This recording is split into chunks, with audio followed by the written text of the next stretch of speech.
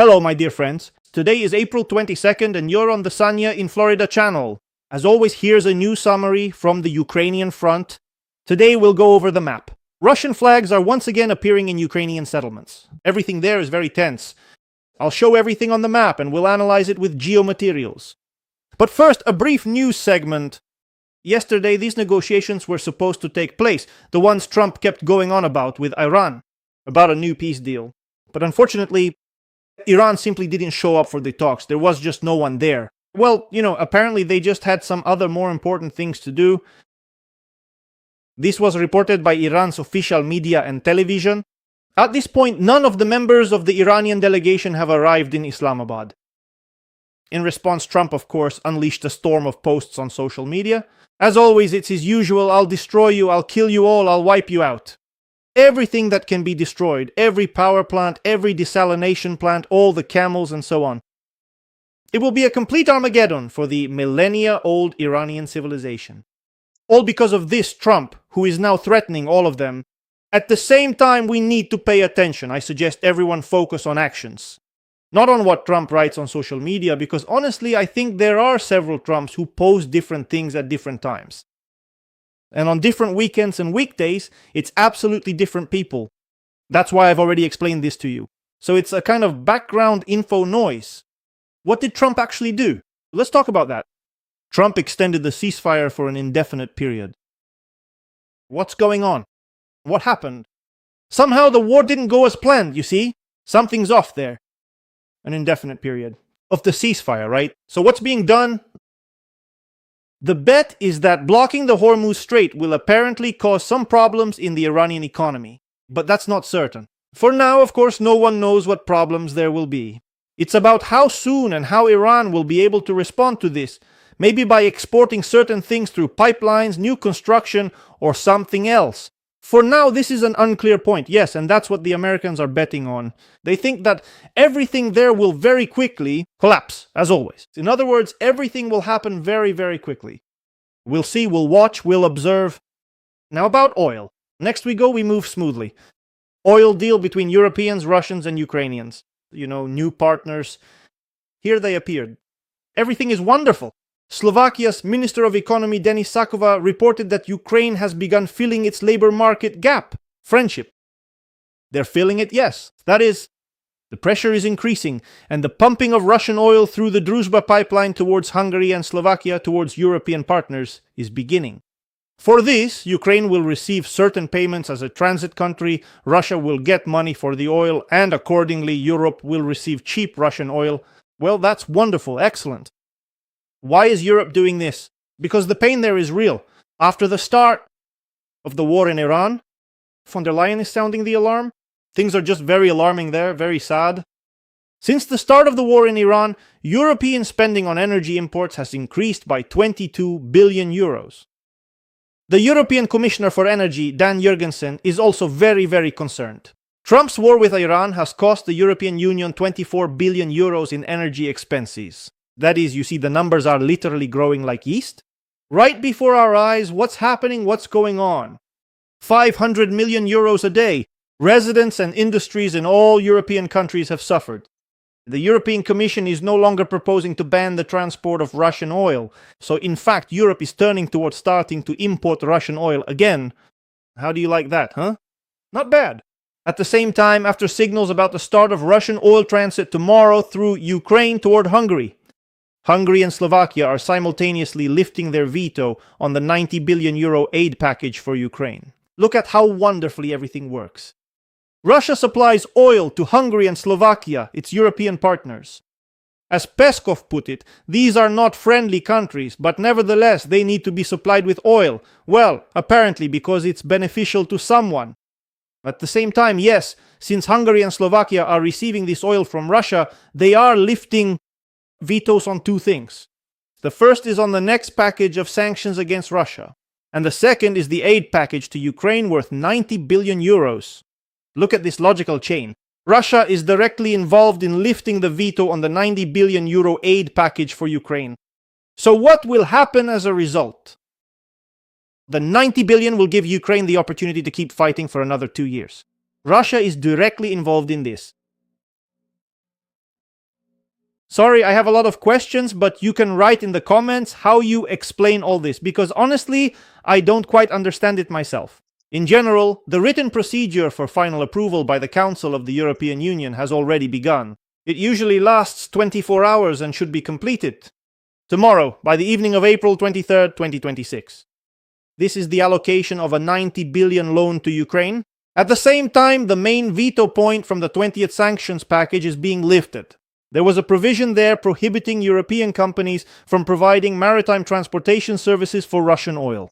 So, to sum up what actually happened there over the past few days, Ukraine is being financed to continue the war for another 2 years. That is 2026 and 2027. 90 billion euros is quite a large sum. I told you that without this package, Ukraine was supposed to run out of money sometime in the summer. Now, of course, the money won't run out, and accordingly, Ukraine can continue fighting for another 2 years. Moreover, the Russian leadership is directly involved in this financing. Well, not quite directly, indirectly. They supply oil through the Druzhba pipeline to Hungary and Slovakia, and those countries, in turn, because the supplies have started, lift their veto against the 20th package of sanctions and the veto, accordingly, on the 90 billion euro aid to Ukraine. Wonderful. Well, what else can be added here? Yes, a regulated model of war. I get the impression that basically the task of the European partners, yes, and the Russian ones, is to make sure the war goes on endlessly. If one side is experiencing, well, major problems, then it's mostly huge sums of money are allocated by the European partners for this. For example, if Ukraine is running out of money, they throw some more money to Ukraine. If Russia has any problems with its military budget, then Russian exports, Russian oil start flowing. And in Europe and all over the world, these problems are solved as well. So the goal is for the war to go on forever, for Russia and Ukraine to keep going for the next 10 years. Send tens or hundreds of thousands of young people there to the front who fight over some villages and simply wipe each other out, and as a result, both Russia and Ukraine are weakened as much as possible. So that in the end, after this conflict is over, all these, well, I don't know, enterprises abandoned, devalued, the economy, the problems, and so on, all of this could be, so to speak, acquired for oneself using various financial instruments, let's put it that way, bought up for cheap. Thank you. That's the situation as I see it. I've said this a long time ago, from the very beginning of the conflict. In other words, the goal is simply for this conflict to go on endlessly. Of course, it's not just about buying up all the assets on the cheap, but also about rearming so that Ukraine, in a way, serves as a buffer, as expendable material to weaken Russia. That's the situation. And with all that, whenever Ukraine starts to win a little, Russia gets some help. For how long? When, on the contrary, Russia starts to win, Ukraine gets a bit of help, everything is fine, everything is great, everything is going according to plan. Now let's move to the map of the Ukrainian front. As of today, there are 1,216 updates on the map. Let's start with Kazachia, Lapan, Veterinarnye. Russian flags were raised there. Veterinarnye is located right here. It's a village on the border. Here on your screen, the advance of Russian troops is marked for you in a different color. According to geospatial materials, Russian forces have established full control over Veterinarnye. From this point right here, on your screen, servicemen of the armed forces of the Russian Federation are raising the Russian flag on a multi-story building in the settlement of Veterinarnye. The armed forces of the Russian Federation have advanced here by more than 1 kilometer in the Kharkiv region from the demarcation line and have taken up new positions.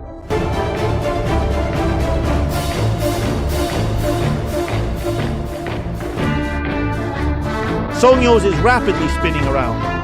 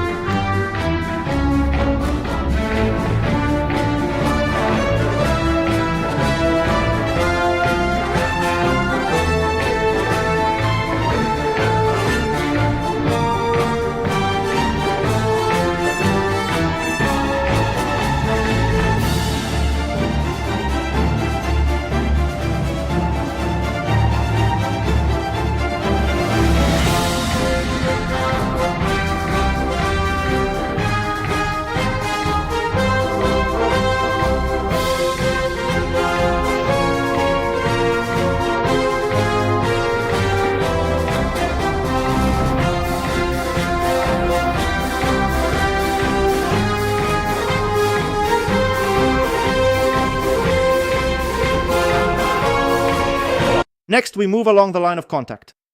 Now, Severesk Ray Alexandrovka. We are only talking about changes over the past 24 hours. Here is Ray Alexandrovka. Here, Russian troops are advancing by 2 kilometers, taking up new positions. Forward position. At this point, the Ukrainian armed forces were shelled. The advance is confirmed by geospatial materials and is marked for you in a different color. Now, Shavrovo, let's go. Along the line of contact, right about here, Shavrovo. Geospatial materials are coming from here. Here, a Caesar self-propelled artillery unit was destroyed. A Ukrainian self-propelled artillery unit was destroyed by Russian drones.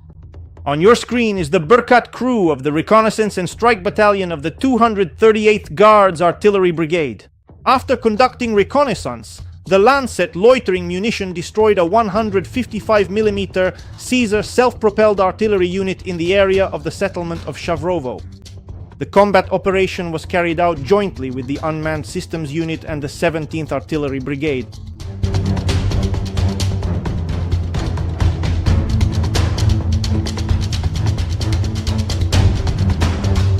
Next, we move along the line of contact.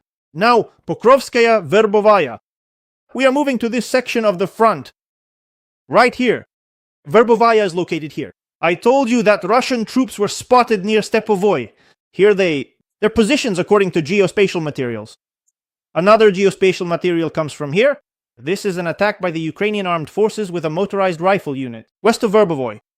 The event is presumably from the end of March of the year 26. 2 Russian assault troops fall into an ambush. Next, we move along the line of contact. Now, Gulyai Pol Tsvetkovoye. Tsvetkovoye is located right here. Russian advance according to geospatial materials. From this point right here, the geospatial material comes from here.